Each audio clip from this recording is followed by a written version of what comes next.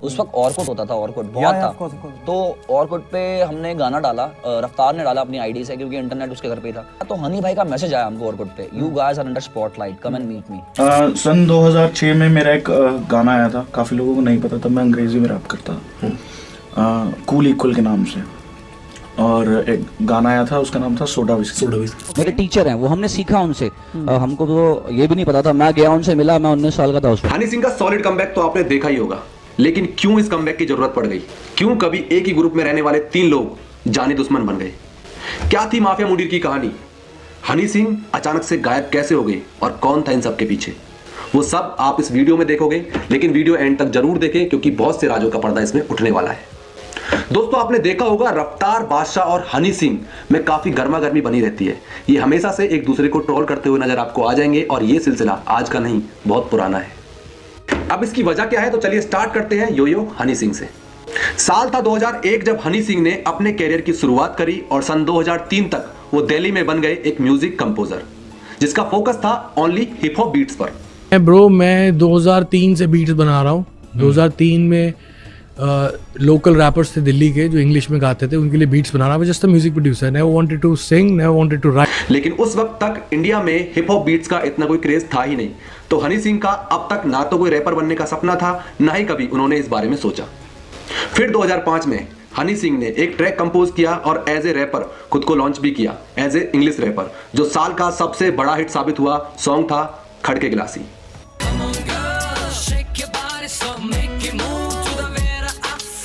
पर फिर भी हनी सिंह का कैरियर इंडस्ट्री के हिसाब से अच्छा नहीं चल रहा था। वो इंडस्ट्री में सरवाइव नहीं कर पा रहे थे, क्योंकि बॉलीवुड में ट्रेंड चल रहा था कुछ अलग तरह के सॉन्ग्स का, और पंजाब इंडस्ट्री अपनी अलग ही धुन में था।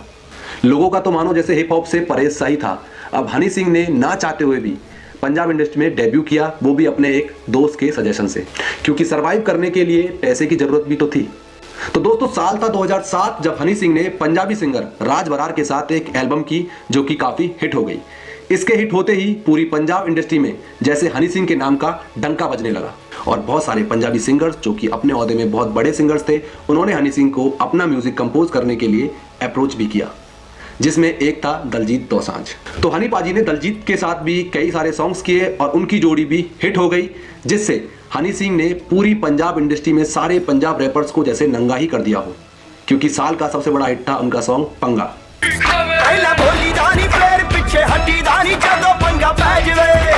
और हनी सिंह पंजाब इंडस्ट्री में एक बहुत बड़ा नाम बन चुका था। चलो अब हनी पाजी की स्टोरी पर थोड़ा पोज लगाते हैं और बात करते हैं बैड बॉय बादशाह की। बादशाह भी हनी सिंह का एक बहुत बड़ा जबरा फैन था। वो तब से हनी सिंह का फैन था जब से ग्लासी सॉन्ग आया भी नहीं था। वो तभी से हनी सिंह को फॉलो करता था, जो कि बादशाह ने खुद एक इंटरव्यू में बोला हुआ है। 2006 से आपने हनी सिंह के साथ काम करना शुरू कर दिया, तो आप लोगों की दोस्ती कैसे हुई? फिर आप लोगों ने कई सारे गाने बने, जैसे कि बगानी नार, इसके बारे में मुझे बताओ। हनी सिंह, उस टाइम एक गाना आया था उनका गलासी, बहुत बड़ा हिट हुआ था। मैं उनको उससे पहले से फॉलो करता हूँ, उस गाने से पहले से ही फॉलो करता हूँ।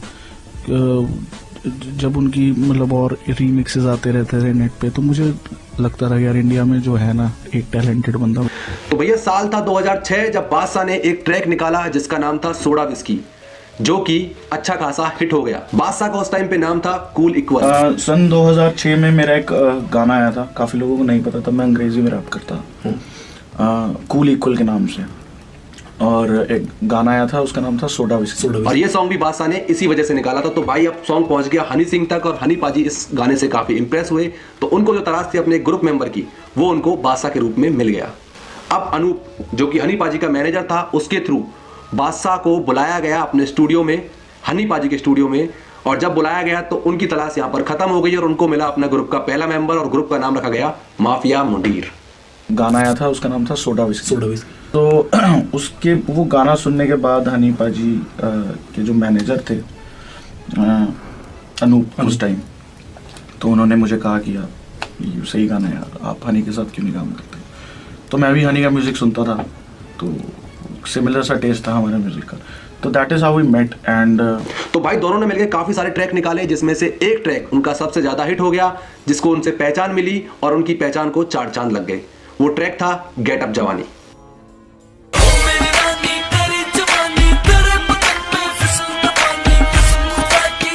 तो भाई बादशाह की स्टोरी को भी अब थोड़ा पोज करते हैं और अब बात करते हैं द ब्लैक वॉल स्ट्रीट टेसीज पे, यानी कि रफ्तार, इक्का और लिल गोलू।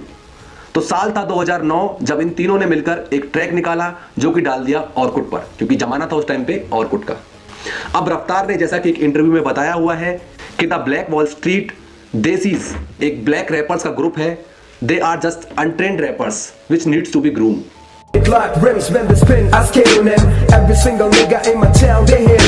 अब जैसे इक्का बोलता है कि रफ्तार के ऑर्कुट अकाउंट से हनी सिंह तक वो सॉन्ग पहुंचा और हनी पाजी को वो सॉन्ग काफी अच्छा लगा और उनको बुला लिया अपने स्टूडियो। क्योंकि काम अच्छा लगा तो हनी पाजी से मिलने का उनको मौका मिला, जिसकी वजह से हनी पाजी को मिल गया अपने ग्रुप के अगले मेंबर्स का पिटारा। उस पे गाना डाला तो हनी भाई का मैसेज आया हमको ऑर्कुट पे, you guys are under spotlight, come and meet मी।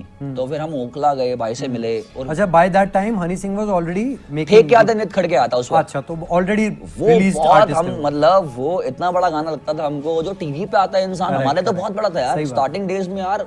आपके लिए तो खुद है वो आज भी। आज तो हनी भाई ने हमको बुलाया, फिर हनी भाई ने हमको सुना। लेकिन कहीं ना कहीं हनी पाजी ने यहाँ रोल अदा किया एक सच्चे गुरु होने का। तो बहुत पॉलिश करा गया था, तुमको बहुत मतलब अभी कमी है, तुमको ये चाहिए वो चाहिए, कमर्शियलिटी की तुमको कमर्शियल समझ नहीं है तुमको इतनी। फिर उनको कमर्शियल हमको बताया कि क्या है अंडरग्राउंड, क्या है, किससे पैसा कमाओगे, किससे रिस्पेक्ट कमाओगे। तो वो सब सेंस देने वाले हनी पाजी थे। उनके यहाँ काम करके काफी अच्छा एक्सपीरियंस मिला हमको कि म्यूजिकल तुम रिकॉर्ड कैसे करते हो अपने आप को, एड लिप्स, डीटीज, फिर ये सब का ज्ञान देने वाले वो थे हमको। तो दोस्तों बादशाह में ना इस तरह का एटीट्यूड हमेशा देखने को मिलता है, एक ईगो रहता है उसके अंदर। वो बस बोलने को हनी पाजी को एडमायर करता है या फिर जबकि बोलता है कि हनी पाजी मेरे गुरु हैं, बट अगर सच में बात करी जाए तो उनको कोई एडमायर करता है और रिस्पेक्ट करता है तो वो करता है इक्का और लिल गोलू। और ये रफ्तार, ये हमेशा खुद को नंबर 2 बताता है। अबे जा यार, तू 2 नंबर नहीं, तू 2 नंबर ही है। तो दोस्तों जैसे ही माफिया मुंडीर बिल्ड हुआ और इन 5 लोगों ने मिलकर काफी सारे सॉन्ग्स बना डाले, पर इससे पहले ये सॉन्ग्स रिलीज हो पाते ये ग्रुप टूट चुका था, और साथ में वॉल्यूम 1 भी। तो दोस्तों ये तो होगी ग्रुप को बिल्ड होने की कहानी। अब ये ग्रुप टूटा कैसे वो जानते हैं। वैसे तो जितनी मुंह उतनी बातें, बट बादशाह के इंटरव्यू में बताया गया है कि हनी सिंह से ये ग्रुप इसलिए टूट गया या बादशाह हनी सिंह से इसलिए अलग हो गए क्योंकि हनी सिंह के अंदर थोड़ी ईगो प्रॉब्लम थी। वो बस खुद को ही चमकाने में लगे हुए थे और खुद को ही चमकाने की सोच रहे थे। पर इक्का का कहना है कि बादशाह सबसे पहले ग्रुप से अलग हुए थे और वो कभी रफ्तार और लिल गोलू और इक्का से कभी ढंग से मिल ही नहीं पाए। हमारी या तो हमारी फोन पे बात होती थी मैसेज में, या फिर इंस्टा पे उनका मैसेज आता है मेरे को कि मैं रफ्तार से तो मिला ही नहीं था काफी टाइम। तो फिर मैं फाइनली रफ्तार से मिला, तो मैं इक्का और गोलू से तब भी नहीं मिला था। तो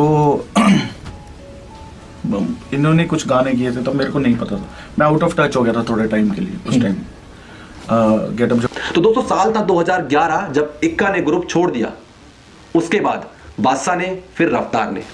पर लिल गोलू ने अभी तक भी ये ग्रुप नहीं छोड़ा था।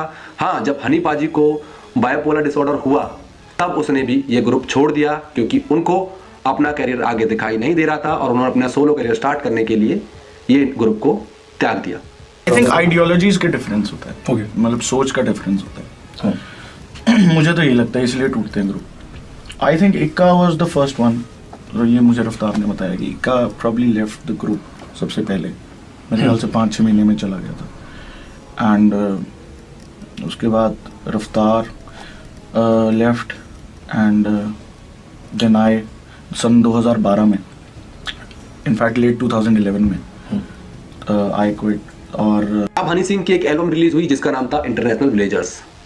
तो ग्रुप के एक्स मेंबर्स ने एक दूसरे को निशाना बनाना शुरू कर दिया, एक दूसरे को ब्लेम करना शुरू कर दिया, एक दूसरे को ट्रोल करना शुरू कर दिया कि ये ट्रैक मेरा लिखा हुआ है, इसका मुझे ढंग से क्रेडिट नहीं दिया गया। गेट अप जवानी, डोप शोप, इस तरह सॉन्ग्स काफी चर्चा में रहे, जिसमें से कुछ ब्लेम हनी पाजी ने भी दूसरों पर लगाए कि रफ्तार का ये ट्रैक या रफ्तार का ये सॉन्ग जिस तरह से रिलीज किया गया है इसमें मेरा भी सपोर्ट था, बट मुझे भी इस चीज का कोई क्रेडिट नहीं दिया गया, और वगैरह वगैरह। और दोस्तों यहीं से स्टार्ट हो गई ये कंट्रोवर्सी और डिस्प्यूट्स इतने बढ़ गए कि अब ये तीनों जानी दुश्मन बन चुके हैं। अब रफ्तार और बादशाह हनी सिंह से इस कदर से नफरत करते हैं कि मानो उसके कमबैक को लेकर भी उसको ट्रोल करने में लगे हुए हैं, और उन्होंने साथ में ट्रोल कर दिया है एमबीबे वेंटाई को। तो दोस्तों इसी के लिए मैं एक चीज बोलना चाहूंगा कि शेर जब एक कदम पीछे लेता है ना, तो हमेशा से वो एक लंबी छलांग की ताक में होता है। सेम हुआ है हनी पाजी के साथ। वो कमबैक जिस हिसाब से कर रहे हैं ना, जैसे वो पीछे गए थे ना, वो कमबैक भी सॉलिड तरीके से ही होगा और हुआ भी होगा। दोस्तों सोचो अगर एक बार ये माफिया मुंडीर ग्रुप वापस से जुड़ जाता तो तो ये लोग राज करते पूरी इंडस्ट्री पे। पर इनके डिस्प्यूट्स को देखकर ऐसा लगता है कि ये काम होना मुश्किल ही नहीं बल्कि नामुमकिन है। पर दोस्तों, एक कामयाबी का नशा ना ये हर किसी पर चढ़ता जरूर है। जैसे कभी हनी सिंह पर चढ़ा और उसको लगा कि अब तो इंडस्ट्री में वही एक भगवान है, लेकिन ये ईगो बहुत जल्दी टूट भी गया जब वो बीमार हुए और इतनी प्रॉब्लम्स उन्होंने फेस करी। और आज इस नशे में चूर है बादशाह और रफ्तार। तभी कमबैक जैसे वर्ड को बार बार यूज करके हनी सिंह को ट्रोल करने में लगे हुए हैं। और अभी जैसे कि आपको पता है कि हनी पाजी की एक एल्बम आ रही है इंटरनेशनल ब्लेजर्स 2, जो कि बंटाई के साथ आ रही है। तो देखते हैं अब बादशाह और रफ्तार का क्या होगा जब हनी पाजी के फैंस इसको भी एक ब्लॉकबस्टर बना देंगे। तो दोस्तों, यही थी माफिया मुंडीर की कंट्रोवर्सी और यही थी इसकी कहानी। मिलता हूं आपसे अपनी अगली वीडियो में। आपके लिए और भी ऐसी कंट्रोवर्शियल वीडियोस में लाता रहूंगा। तब तक के लिए आप मुझे बताइए वीडियो आपको कैसी लगी। अगर आपको वीडियो अच्छी लगी हो तो मेरे चैनल को सब्सक्राइब कर दीजिए। इस तरह की वीडियोस आपको देखने की मिलती रहेंगी। तब तक आप एंजॉय करिए इस वीडियो को और देखते रहिए ओए इट्स कंट्रोवर्शियल। Bye bye.